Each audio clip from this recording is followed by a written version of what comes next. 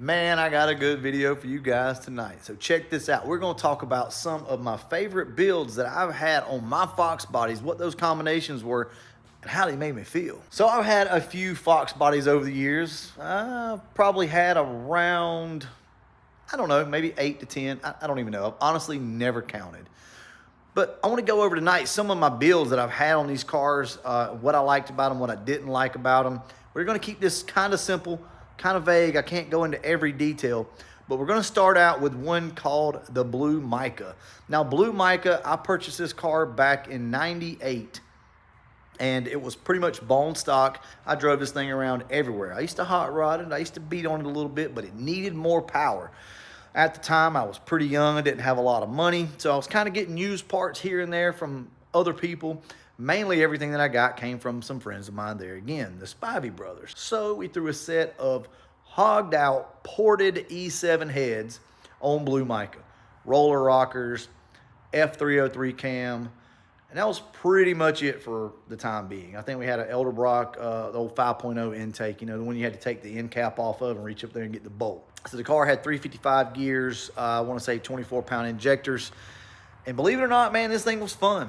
But I wanted more power, so I went ahead and threw a carburetor on this thing. I snatched the fuel injection off. I just used the hanger. I ran a fuel hose down there, pumped it up through an old Napa fuel pump, went into a 650 carburetor, and believe it or not, the car was faster. It absolutely was faster. But we always had a problem with this thing smoking. We're not going to get into all that. Your boy did some stuff I probably shouldn't have done. I was a little young, but you know what? I was turning my own wrenches, and it's okay. But the car ran really good, except, like I said, it smoked. Just a little bit. Once I went carbureted on it, I absolutely loved it. The car never gave me any issues as far as, you know, cold starts or anything like that. Gas mileage definitely suffered, but who cares, right? I wasn't in it for that. But that was a really, really good build, and to this day, would still be a pretty potent car in the street. I don't know what that thing made. Didn't make a ton of horsepower, but was definitely a very streetable build and was definitely something that could still be obtained today pretty easily. Now, I will tell you guys this. Today, it's cheaper for you just to go out and buy a set of aftermarket heads or find some heads that have already been done. Getting the work done to a set of cast iron E7 heads was not cheap back then, and I can promise you it's not going to be cheap now, so there are better options. But that was a really good car, and I enjoyed driving it. It made enough power where you could spin tires, you could, you know, drag race it, you could do whatever, and the old T5 transmission held in there just fine. All right, so moving on to one of my other cars. It was shortly after that, somewhere around 01 or so. I bought myself an 89 GT.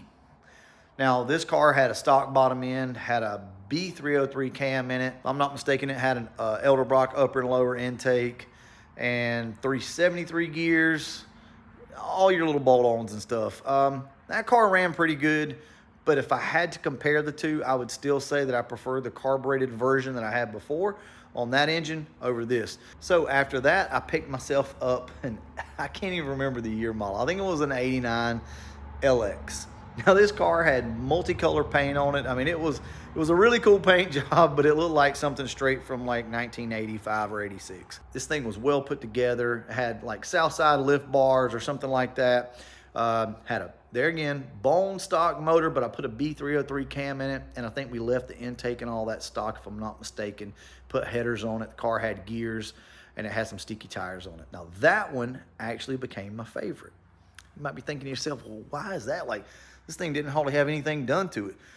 It didn't, and it didn't make a lot of power, but what this car did was hook really good. I mean, it's had like Southside lift bars on it, like I said. You know, stock springs cut, I think is what it was. Had some sticky tires on it there again, gears, you know, all the stuff.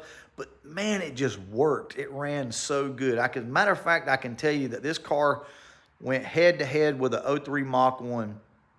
And a matter of fact, he's probably down in the comment section right now. So if you see Mike Berger down in the comment section, he can tell you. I mean, this car would run with that Mach 1. The Mach 1 would eventually kind of pull away from it, but it would give it a good race from a dig. That's impressive, guys. Think about it. I mean, this was nothing but a B-cam, stock engine, headers, like all the little stuff you're going to do anyway. So it's kind of a no count. You almost can't get a Fox body without that stuff done, right? But it hooked, and that was the key. So that was a very, very impressive build. And I think we overlook builds like that a lot because we just think, oh, it doesn't make any horsepower, but we got to remember these things don't weigh a lot, right? So if you can get any amount of horsepower in these things and you can get it to hook, you got something. We're going to fast forward a few more years and we're going to skip over to what you guys now know as Andrew's car. That's going to be the Tuxedo Fox. I bought this car from a good friend of mine. Picked this thing up, super freaking clean car, guys. I mean, the interior on this thing was beautiful. It only had like 80-something thousand miles on it.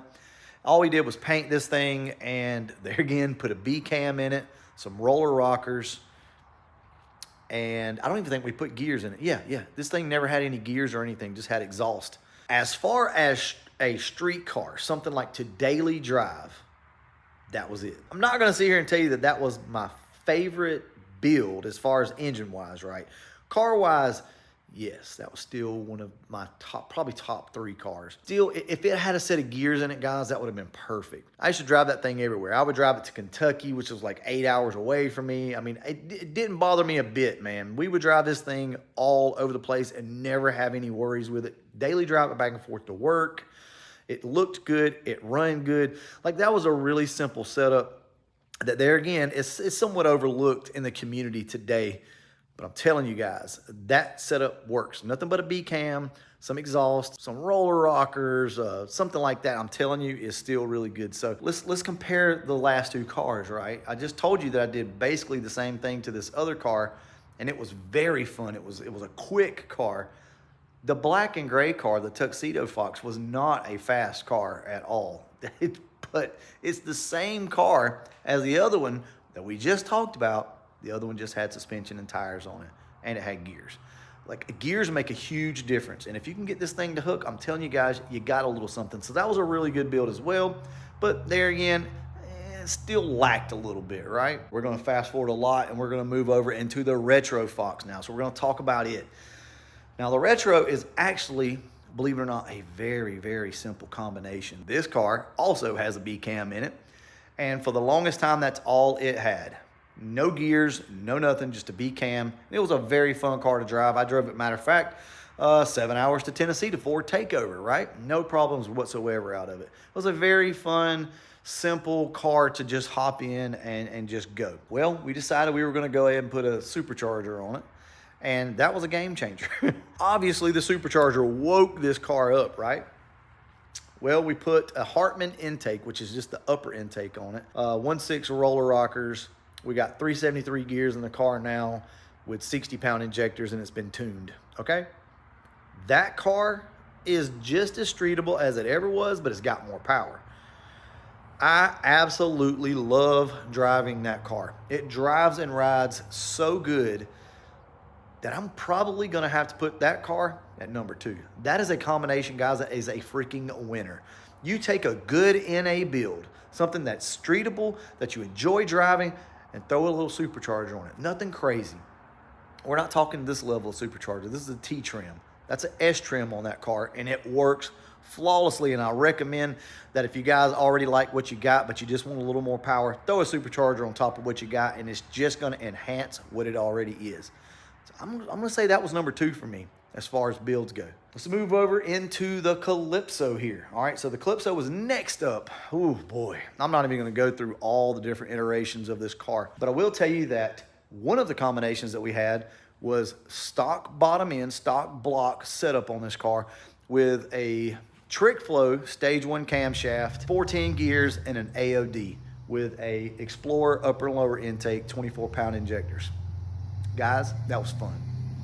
That was a fun car. You could get in this thing, you could beat the shit out of it, and you didn't really have to worry about breaking anything because it didn't make a ton of power, and the AOD was on point at that power level, even being stock. No converter, none of that.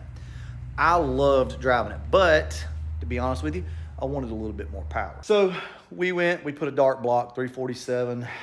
We had a C4 in it.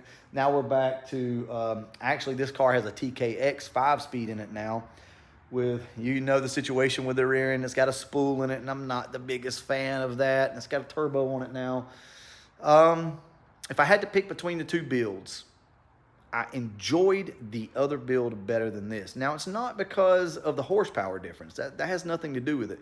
I think this car if it had a few tweaks done to it, would probably be #1 on my list, if I'm being honest. But there are a few things holding it back, and that is the spool in the back of this car is what's holding this back. Now, let's move over here to the Carbon Fox. The first engine that was in this car was just tired. I stuck a cam in it, had an intake, some other stuff, and it didn't work. It just was not a fun combination. I didn't really enjoy it. The car was lackluster, had no power, all that stuff. I'm not gonna blame the combination so much as it was just everything was worn out, I think. So we throw a 1968 302 block in this car. We went with the Anderson N412 camshaft originally. AOD, 410 gears, and man, it was fun. Oh my God, it was so fun. It reminded me so much of the Calypso with that build. Absolutely beautiful to just get in and drive, but didn't have any power. It just didn't. It was okay, but it left you wanting more, right? So what did I say earlier? We enhanced that with a supercharger. That's pretty much all we did. We threw a supercharger on top of it. As you can see over here, it's got a Holley on it, a Systemax intake, and that was such a game changer. Now this car still drives good, still rides good, and now it has the power. Landing this car at the #1 spot of all of my builds that I've ever done. I know it's the newest, and I know I've harped on this before, but it's important, guys, that you hear some of the other setups that I had along the way, and they were great. They all had their own purpose, right? But this car right here can do it all, and that's why I like it the best as far as builds go. All right, so in the comments down below, let me know, what's your setup and do you like it? Do you love it? Does it need more power? You thought I was gonna say some more of it, but I didn't. All right, guys, I'm gonna go ahead and wrap this video up. And as always, thanks for watching.